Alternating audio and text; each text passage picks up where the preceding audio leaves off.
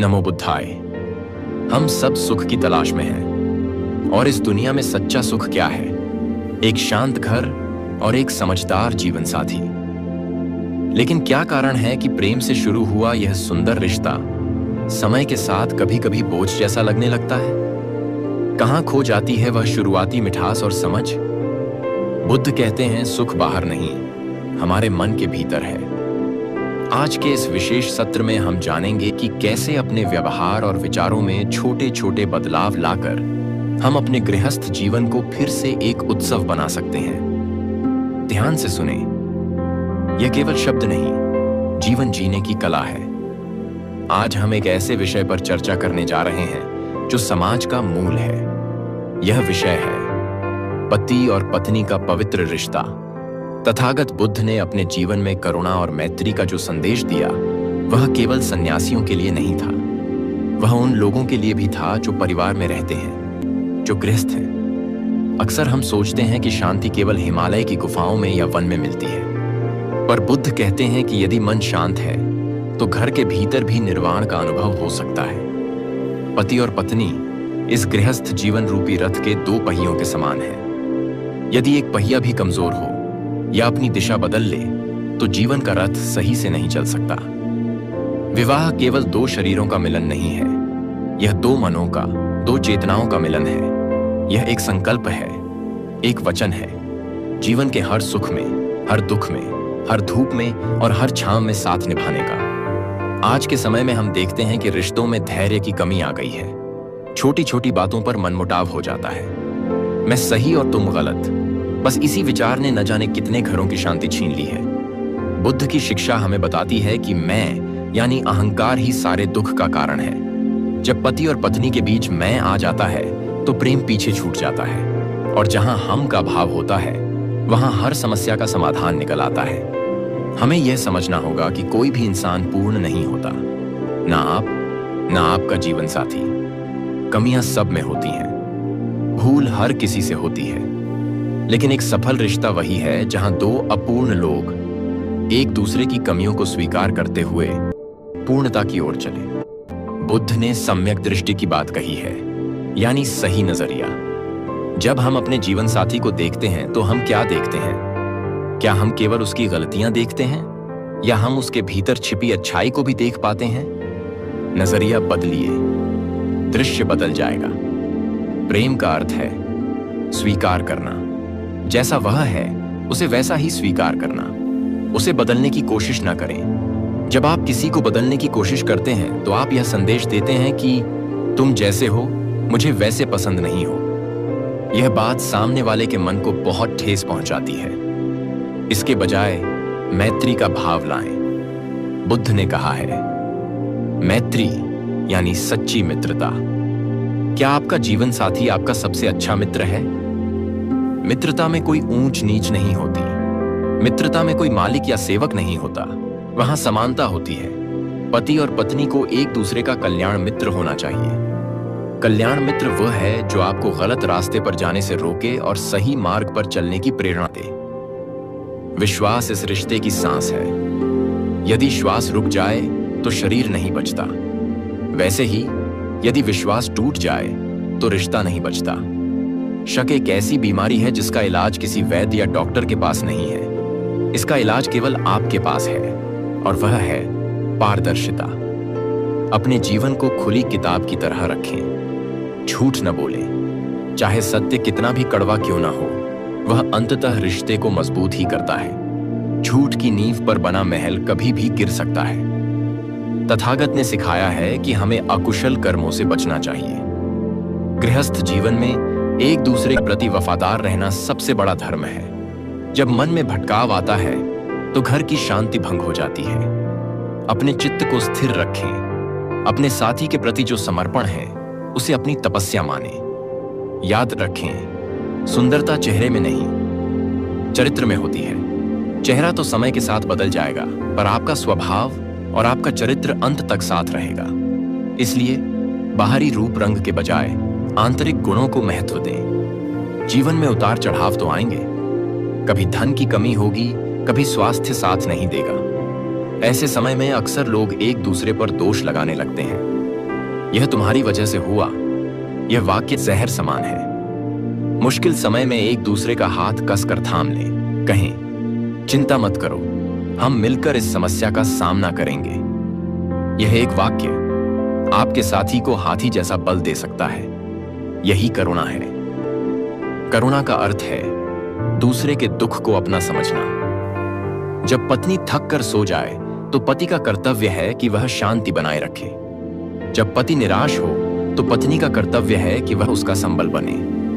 यह लेन देन का व्यापार नहीं है, यह समर्पण का उत्सव है। कैसे गुस्से को शांत करें और कैसे एक दूसरे का सम्मान बनाए रखें। बुद्ध कहते हैं, हजारों बेकार शब्दों से वह एक शब्द बेहतर है जिसे सुनकर मन को शांति मिले।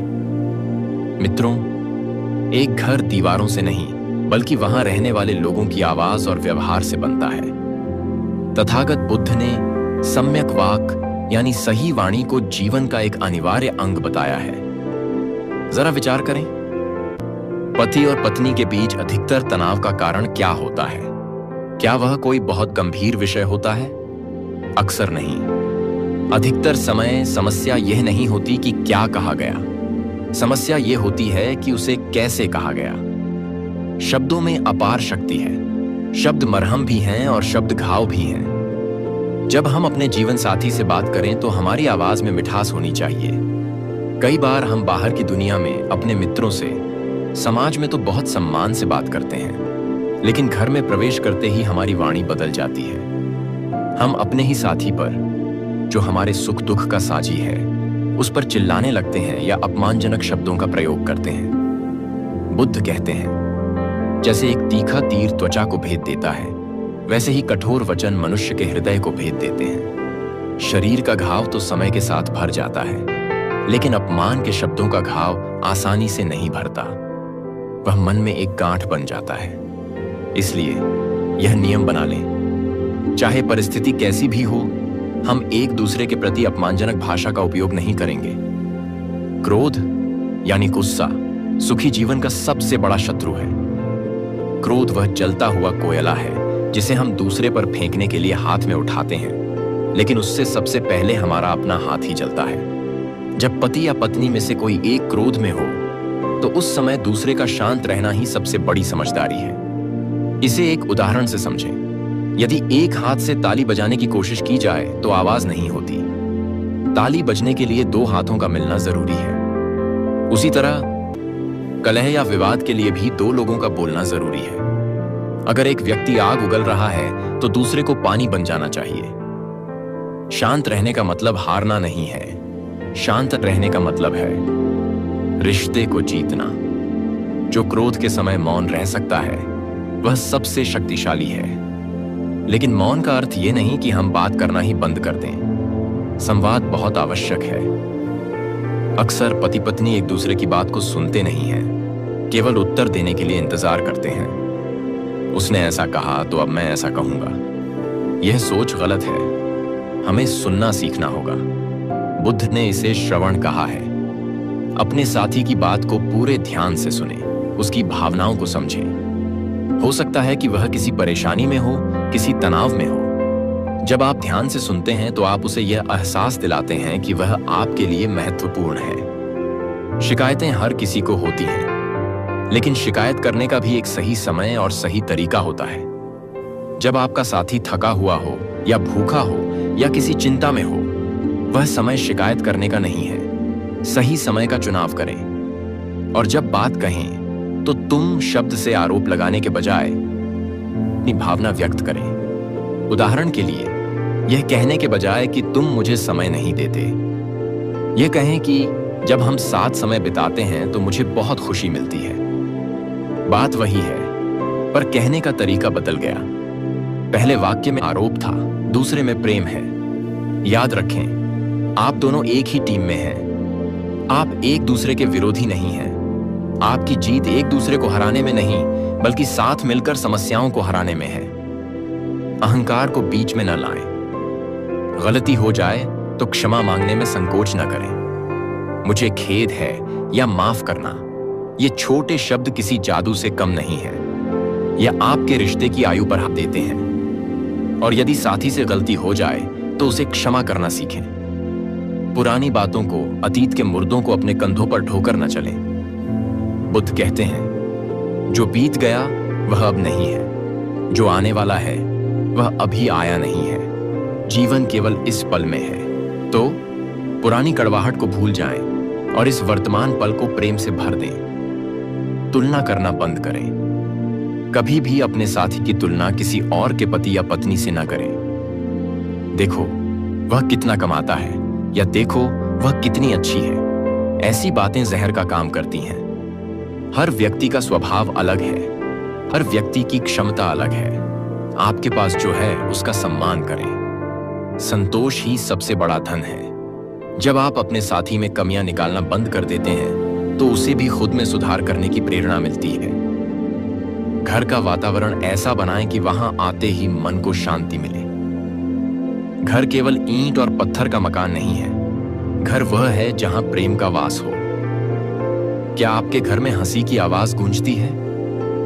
क्या आप साथ मिलकर मुस्कुराते हैं? जीवन बहुत छोटा है, इसे व्यर्थ के विवादों में नष्ट न करें। मित्रों, अब हम उस तत्व की बात करेंगे जो किसी भी रिश्ते की रीढ़ है। वह तत्व है विश्वास। तथागत बुद्ध ने शील के पालन पर बहुत जोर दिया है। शील का अर्थ है नैतिकता और चरित्र की पवित्रता। पति और पत्नी का रिश्ता केवल समाज के सामने किया गया एक समझौता नहीं है, यह दो हृदयों की एक गुप्त प्रतिज्ञा है। इस रिश्ते में तीसरा कोई नहीं होना चाहिए। जब मन में भटकाव आता है, जब हम अपने साथी के अलावा किसी और की ओर आकर्षित होने लगते हैं, तो समझ लें कि हम अपने ही हाथों से अपने सुख के महल को नष्ट कर रहे हैं। वफादारी या ईमानदारी इस बंधन की सबसे अहम शर्त है। बुद्ध कहते हैं, चित्त यानी मन चंचल है। यह मन यहां वहां भागता है, लेकिन एक समझदार व्यक्ति वह है जो अपने मन को वश में रखे, अपने जीवन साथी के प्रति पूर्ण समर्पण रखे। ये विचार करें, जिस व्यक्ति ने अपना पूरा जीवन आपके नाम कर दिया, क्या उसे धोखा देना उचित है? नहीं। पारदर्शिता रखें, कुछ भी छिपाएं नहीं। शक का एक छोटा सा बीज भी विशाल वृक्ष बनकर पूरे रिश्ते को समाप्त कर सकता है। इसलिए अपने साथी को अपने हर कार्य, हर विचार का साझी बनाएं। जब कोई रहस्य नहीं होता तो भय नहीं होता, और जहां भय नहीं वहां केवल प्रेम शेष रहता है। जीवन एक जैसा नहीं रहता। यह कभी शांत नदी की तरह बहता है तो कभी इसमें तूफान आते हैं। गृहस्थ जीवन में कई बार आर्थिक समस्याएं आती हैं। कभी धन का अभाव होता है, कभी काम में असफलता मिलती है, कभी शरीर अस्वस्थ हो जाता है। यही वह समय है जब आपके प्रेम की असली परीक्षा होती है। जब सब कुछ अच्छा चल रहा हो तब तो हर कोई साथ देता है, लेकिन सच्चा जीवन साथी वह है जो अंधकार में दीपक बनकर साथ चले। जब पति निराश हो, जब उसे लगे कि वह हार रहा है, तो पत्नी का कर्तव्य है कि वह उसका साहस बढ़ाए। वह कहे, मैं तुम्हारे साथ हूं, हम मिलकर फिर से शुरुआत करेंगे। जब पत्नी थक जाए या किसी चिंता में हो, तो पति का कर्तव्य है कि वह उसे विश्राम दे, उसकी चिंताओं को अपने सिर ले ले। एक दूसरे पर दोषारोपण न करें। मुश्किल वक्त में अक्सर हम कहने लगते हैं, यह तुम्हारी गलती थी, तुमने ऐसा क्यों किया। यह समय गलती खोजने का नहीं, समाधान खोजने का है। बुद्ध ने सिखाया है करुणा। करुणा का अर्थ है दूसरे के कष्ट को महसूस करना और उसे दूर करने का प्रयास करना। अपने साथी के कष्ट को अपना कष्ट समझें। याद रखें, आप दोनों एक रथ के दो पहिए हैं। अगर रास्ता उब्द खाब्द है तो दोनों को मिलकर संतुलन बनाना होगा। अगर एक पहिया भी अपना संतुलन खो दे तो रथ गिर जाएगा। संघर्ष के समय एक दूसरे का हाथ कसकर थाम लें। दुनिया आपके खिलाफ हो सकती है, समाज आपके विपरीत हो सकता है, लेकिन अगर आप दोनों एक साथ हैं तो आप हर तूफान को पार कर लेंगे। धैर्य रखें। बुद्ध कहते हैं, धैर्य परम तप है। बुरे दिन हमेशा नहीं रहते। जैसे रात के बाद सुबह का होना तय है, वैसे ही दुख के बाद सुख का आना भी तय है। बस उस रात के गुजरने का इंतजार धैर्य के साथ करें। जल्दबाजी न करें, आवेश में आकर कोई ऐसा निर्णय ना ले जिससे भविष्य में पछताना पड़े। रिश्ते को तोड़ना बहुत आसान है, पर उसे निभाना एक तपस्या है। अपने घर के माहौल को सात्विक रखें। कोशिश करें कि घर में नशा या गलत आचरण ना हो, क्योंकि नशा इंसान की सोचने की शक्ति को खत्म कर देता है और यही कलह का कारण बनता है। बुद्ध ने साफ कहा है कि नशीले पदार्थों से दूर रहना ही मंगलकारी है। एक साफ, पवित्र और होशपूर्ण जीवन जिए। अपने साथी की छोटी छोटी खुशियों का ध्यान रखें। जरूरी नहीं कि आप महंगे उपहार ही दें। प्रेम कीमत नहीं देखता, प्रेम भावना देखता है। कभी एक फूल, कभी साथ में बैठकर चाय पीना, कभी घर के काम में मदद करना, ये छोटे छोटे कार्य बताते हैं कि आप परवाह करते हैं। संक्षेप में, विश्वास को टूटने न दें और मुश्किल समय में हिम्मत न हारें। आप एक दूसरे की ताकत हैं, कमजोरी नहीं। जब आप एक होकर चलते हैं तो कोई भी लक्ष्य असंभव नहीं होता। मित्रों, पति और पत्नी का रिश्ता केवल दो लोगों तक सीमित नहीं रहता। जब परिवार में नन्हे कदमों की आहट होती है, जब संतान का आगमन होता है, तो दायित्व और भी गहरा हो जाता है। तथागत बुद्ध ने सिगालोवाद सुत्त में माता पिता के कर्तव्यों का बहुत सुंदर वर्णन किया है। संतान उस गीली मिट्टी के समान है जिसे आप जैसा चाहे वैसा आकार दे सकते हैं। लेकिन याद रखें, बच्चे आपकी बातों से नहीं बल्कि आपके आचरण से सीखते हैं। यदि माता पिता आपस में प्रेम और सम्मान से बात करते हैं तो बच्चे भी वही सीखते हैं। लेकिन यदि घर में कलह है, यदि पति और पत्नी एक दूसरे का अपमान करते हैं, तो इसका सबसे बुरा असर मासूम मन पर होता है। बच्चे असुरक्षित महसूस करने लगते हैं। उनके मन में भय घर कर जाता है। इसलिए अपनी संतान के उज्जवल भविष्य के लिए यह संकल्प लें कि बच्चों के सामने कभी भी विवाद नहीं करेंगे। चाहे कितनी भी असहमति हो, उसे एकांत में सुलझाएं। बच्चों की उपस्थिति में केवल प्रेम और एकता ही दिखनी चाहिए। माता और पिता दोनों को मिलकर संतान का मार्गदर्शन करना होगा। यह केवल मां का काम नहीं है और न ही केवल पिता का। जैसे पक्षी दो पंखों से आकाश में ऊंचाई छूता है, वैसे ही बच्चे माता और पिता दोनों के सहयोग से जीवन में सफल होते हैं। उन्हें अच्छे संस्कार दें, उन्हें सच बोलना सिखाएं, उन्हें करुणा और दया का पाठ सिखाएं। और यह तभी संभव है जब आप स्वयं इन गुणों को अपने जीवन में उतारेंगे। अब हम एक बहुत ही महत्वपूर्ण विषय पर आते हैं जिसे अक्सर भुला दिया जाता है। वह है कृतज्ञता, यानी धन्यवाद देने की आदत। समय के साथ रिश्तों में एक खामोशी आ जाती है। हम यह मान लेते हैं कि सामने वाला तो अपना कर्तव्य निभा ही रहा है, इसमें नया क्या है। यही सोच गलत है। जब पत्नी पूरा दिन घर के कार्यों में, परिवार की सेवा में लगाती है, तो क्या उसे दो मीठे बोल सुनने का हक नहीं है? जब पति दिन भर परिश्रम करके थकान और तनाव झेलकर शाम को घर लौटता है, तो क्या उसे सराहना नहीं मिलनी चाहिए? बुद्ध कहते हैं, जो व्यक्ति कृतज्ञ है वह सुखी है।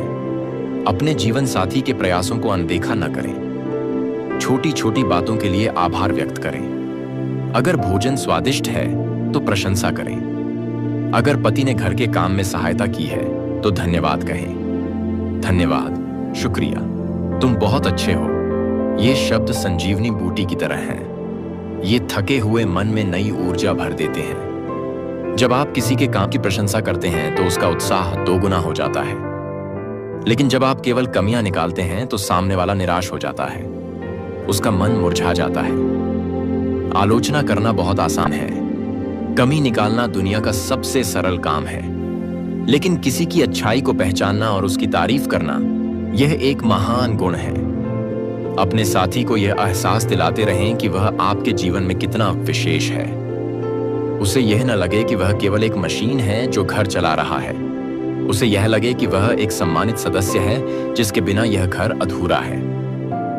कभी कभी बिना किसी कारण के भी उपहार दें। उपहार का मतलब कीमती वस्तु नहीं है।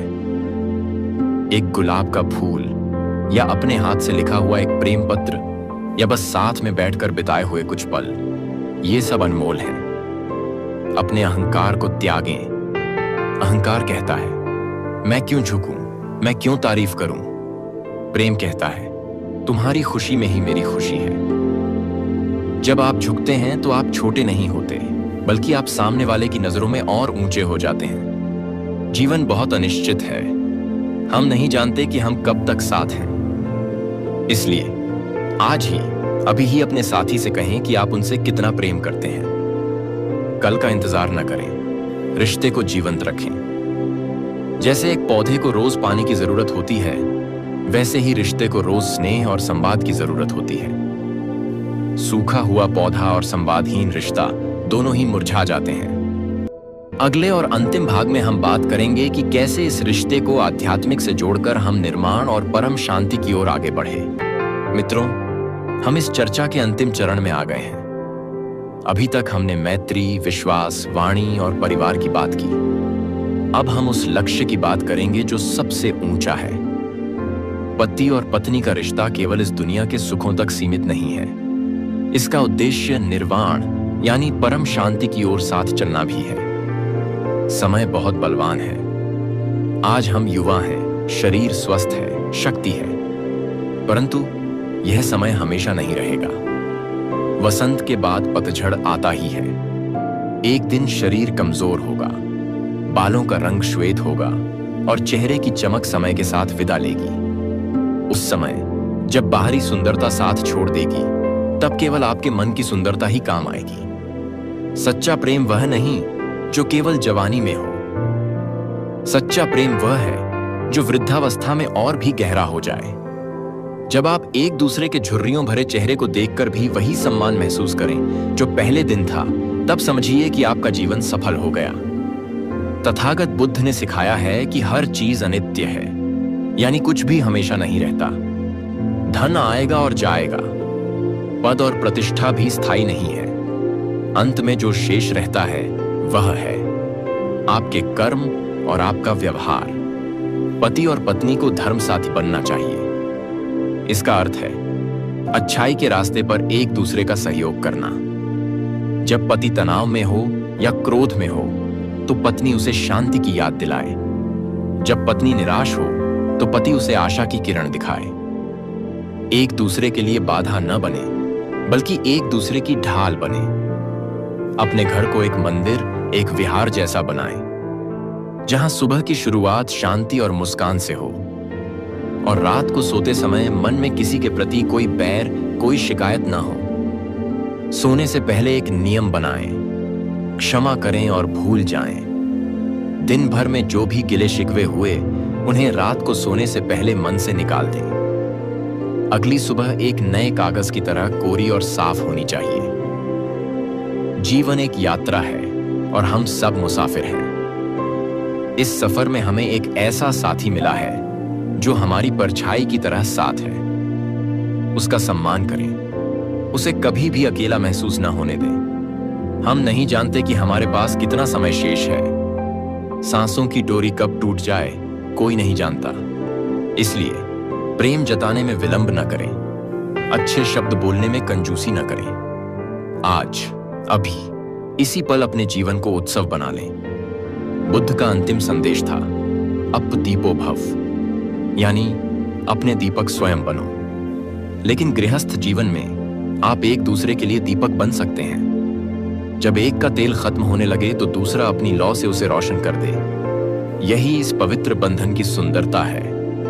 आइए आज हम यह संकल्प लें, हम अपने घर में क्रोध को स्थान नहीं देंगे, हम सत्य का साथ नहीं त्यागेंगे, हम एक दूसरे के प्रति वफादार रहेंगे और हमारा यह रिश्ता केवल हमारे लिए नहीं बल्कि हमारे बच्चों और समाज के लिए भी एक मिसाल बनेगा।